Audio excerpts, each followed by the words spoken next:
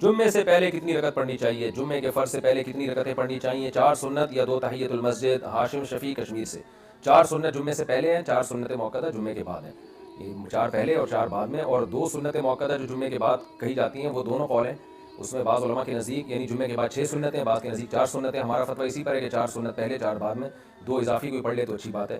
تو یہ ہے جمعے سے پہلے، اور اس میں پھر دلائل پہ میں بات کر چکا ہوں، مزید کبھی موقع ملا تو اس پہ انشاءاللہ مزید تفصیل بتاؤں گا میں۔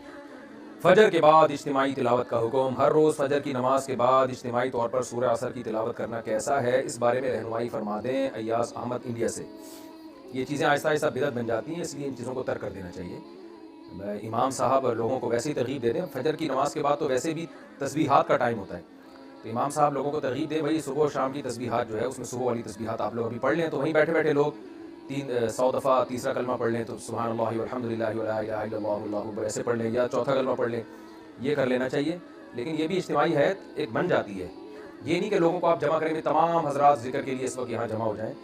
اس کے بجائے یہ کرنا چاہیے کہ فجر کی نماز کے بعد سب نمازی بیٹھے ہیں تو امام صاحب ان سے کہیں یہ ذکر کا ٹائم ہے، تو آپ سب لوگ 100 دفعہ تسبیح پڑھ لیں، تو اپنے طور پہ سب لوگ 100 دفعہ پڑھ لیں، جو پڑھتا چلا جائے اٹھ کے گھر جاتا چلا جائے، یا اشراق پڑھ کے چلا جائے تو زیادہ اچھا ہے۔ یہ جو آپ نے طریقہ بتایا اس کو ترک کر دینا چاہیے۔ شادی میں دلہن کے سامنے نماز پڑھنے کی رسم۔ شادی میں جو ایک رسم ہے کہ دلہن کو آگے بٹھا کر دولہا اس کے سامنے نماز پڑھتا ہے، اس کی طرف رخ کر کے سجدہ کرتا ہے، اس بارے میں کیا حکم ہے؟ اس کے علاوہ ہم سندھیوں میں بھی بہت ساری رسمیں ہیں، ان کے بارے میں کیا حکم ہے؟ فہیم صاحب کراچی سے۔ بھئی یہ والی رسم دلہن کو آگے بٹھا کے نماز پڑھنا یہ تو ٹھیک نہیں ہے، اور اس کو سامنے سجدہ کرنا یہ تو ٹھیک نہیں ہے، تو دلہن کے لیے بھی ٹھیک نہیں ہے، تو دولہا کے لیے بھی ٹھیک نہیں ہے یہ۔ باقی ویسے دلہن سے ملاقات سے پہلے آدمی 2 رکعت نوافل پڑھ لے، اللہ کے شکرانے کے طور پر اللہ سے دعا مانگ لے، یہ تو اچھی بات ہے۔ اور آپ نے جو کہا کہ اس کے علاوہ بھی سندھیوں میں بہت ساری رسمیں ہیں، تو وہ کون سی رسمیں ہیں آپ بتائیں گے تو میں بتاؤں گا کہ کون سی، ہر قوم میں ہوتی ہیں اچھی بھی بری بھی، تو وہ آپ رسمیں ہائی لائٹ کریں گے تو میں بتاؤں گا کہ یہ والی رسم ٹھیک نہیں ہے، یہ والی ٹھیک ہے۔ تو جب تک وہ نہیں ہوگا فہیم بھائی میں کیسے بتا سکتا ہوں، آپ خود سوچیں، جب تک آپ ڈیٹیل نہیں بتائیں گے۔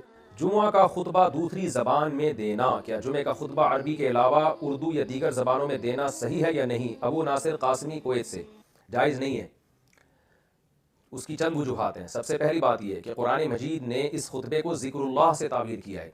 یا ایھا الذین آمنوا اذا نودی للصلاۃ من یوم الجمعۃ فاسعوا الی ذکر اللہ، جب اللہ کے لیے جمعہ کے لیے ندا کی جائے تو اللہ کے ذکر کی طرف دوڑو۔ اس ذکر میں جمعے کا خطبہ بھی داخل ہے اور جمعے کی نماز بھی داخل ہے، اور ذکر اللہ کی جتنی بھی اقسام ہیں تو وہ اسی زبان میں ہوتی ہیں، عربی زبان میں ہوتی ہیں۔ جیسے ہم صبح شام کی تسبیحات پڑھتے ہیں یا خود نماز پڑھتے ہیں، وہ سب عربی میں ہے، تو اس کو ذکر اللہ کہا جا رہا ہے، تو ذکر اللہ تو جو عربی زبان میں ہی ہوتا ہے۔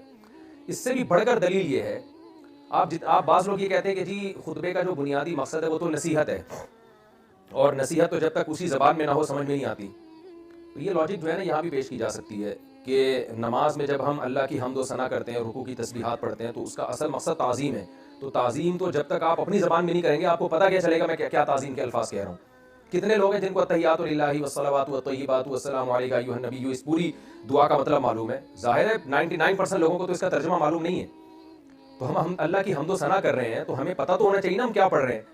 تو اس کا حل یہ ہے کہ آپ اس کا ترجمہ سیکھ لیں۔ آپ یہ حل نہیں ہے کہ آپ زبان ہی چینج کر دیں، کیونکہ عربی جو ہے اسلام کی سرکاری زبان ہے۔ تو اس سے بھی بڑی دلیل یہ ہے کہ یہ اگر آپ یہ دلیل لیتے ہیں کہ جی یہ خطبہ چونکہ واضح و نصیحت ہے تو واضح و نصیحت تو اسی زبان میں ہونی چاہیے تاکہ لوگوں کی سمجھ میں آئے، تو یہ بات صحابہ کی سمجھ میں کیوں نہیں آئی؟ اسلاف تابعین کی سمجھ میں کیوں نہیں آئی؟ صحابہ کرام، تابعین، تبع تابعین پوری دنیا میں جہاں بھی گئے ہیں صدیوں تک ہمیں خطبہ عربی میں ہی ملتا ہے، حالانکہ وہ جن قوموں میں جا کے انہوں نے خطبہ دیا ان میں بہت سے فارسی بان تھے، بہت سو کی زبان کوئی اور زبان تھی، کہیں بھی نہیں ملتا کہ عربی کے علاوہ کسی اور زبان میں خطبہ دیا ہو۔ آپ کہہ سکتے ہیں کہ صحابہ کی زبان تو عربی تھی، ٹھیک ہے صحابہ کی عربی تھی، لیکن تابعین، تبع تابعین اور ان کے شاگردوں کی زبان تو عربی نہیں تھی، بہت سے فارسی بولتے تھے۔ امام بخاری کی زبان تو عربی نہیں تھی، امام مسلم کی زبان تو عربی نہیں تھی، امام ابو داؤد سجستانی کی زبان تو عربی نہیں تھی۔ یہ سارے بڑے بڑے محدثین اور بڑے بڑے فقہا پوری دنیا میں جہاں بھی گئے ہیں خطبہ عربی زبان میں ہی دیا ہے۔ یہ اب جا کے دوسری زبانوں میں جمعے کا خطبہ شروع ہو گیا اجتہاد کر کے، لیکن یہ کیسا اجتہاد ہے جو اجماع امت کے خلاف ہے؟ تو اس لیے خطبے کو عربی ہی میں رکھنا چاہیے۔ اور آپ کہہ سکتے ہیں اس میں حکمت کیا ہے؟ حکمت یہ ہے کہ تاکہ عربی زبان سے بھی لوگوں کو مناسبت پیدا ہو، عربی سے بھی لوگ سیکھنے کی کوشش کریں کہ امام صاحب ہمیں کیا نصیحت کر رہے ہیں خطبے میں، تو وہ آہستہ آہستہ عربی بھی پروموٹ ہوتی ہے اس سے۔ تو ہماری رائے یہی ہے کہ یہ جو مختلف زبانوں میں جمعے کا خطبہ شروع کر دیا گیا ہے یہ طریقہ ٹھیک نہیں ہے. ہاں آواز و نصیحت کے لیے آپ خطبے سے پہلے اردو میں تقریر کر سکتے ہیں، یا جمعرات کے دن، جمعے کے دن، کوئی بھی دن آپ، وہ تو اس کے لیے تو کوئی ٹائم متعین نہیں ہے. بعض لوگ ہم سے یہ پوچھتے ہیں کہ یہ جو آپ لوگ جمعے کے خطبے سے پہلے اردو میں تقریریں کر رہے ہیں، یہ تقریریں کہاں سے ثابت ہیں؟ دیکھیں تقریر کا کوئی بھی ٹائم شریعت میں متعین نہیں ہے، کسی بھی ٹائم پہ آپ تقریر کر سکتے ہیں، اس کو سنت نہ سمجھا جائے. یہ جو بر صغیر پاک و ہند میں جمعے کے خطبے سے پہلے اردو میں جو تقریر ہوتی ہے، یہ اس پہ خطبے کے احکام جاری نہیں کیے جاتے، اس کو شرعی خطبہ قرار نہیں دیا جاتا. یہی وجہ ہے کہ اس کا اس طرح سے سننا اور اس میں شرکت کرنا، پہلے سے آ کے بیٹھنا واجب نہیں ہے. تو چونکہ یہ شرعی خطبہ نہیں ہے جو جمعے والا خطبہ ہوتا ہے، لہذا ایک واضح و نصیحت ہے. تو یہ جمعے کے خطبے سے پہلے بھی ہو سکتا ہے، یہ جمعے کی نماز کے بعد بھی ہو سکتا ہے، یا عصر کے بعد بھی ہو سکتا ہے. تو اس کے ناجائز ہونے کی جب تک کوئی دلیل نہیں ہوگی تو جواز کی دلیل نہیں مانگی جائے گی، اس لیے کہ واضح و نصیحت کا کوئی ٹائم شریعت نے متعین نہیں کیا ہے. تو چونکہ اس وقت لوگ بہت زیادہ ہوتے ہیں، جمعے کے دن ایک مجمع ہوتا ہے، تو اس لیے پہلے اردو میں لوگ ائمہ کرام تقریر کرتے ہیں اور اس پہ شرعی خطبے کا حکم جاری نہیں کرتے، تو اس میں کوئی حرج نہیں ہے. ہاں جب شرعی لحاظ سے خطبہ شروع ہوگا تو اسی انداز سے ہوگا جس انداز سے نبی صلی اللہ علیہ وسلم دیا کرتے تھے. یہی وجہ ہے کہ دو خطبے ہوتے ہیں، ایک دو اور دونوں کھڑے ہو کر ہوتے ہیں. اردو میں جو خطبہ دیا جاتا ہے یہ تو بیٹھ کے دیا جاتا ہے، تو اس پہ وہ احکام نہیں ہے.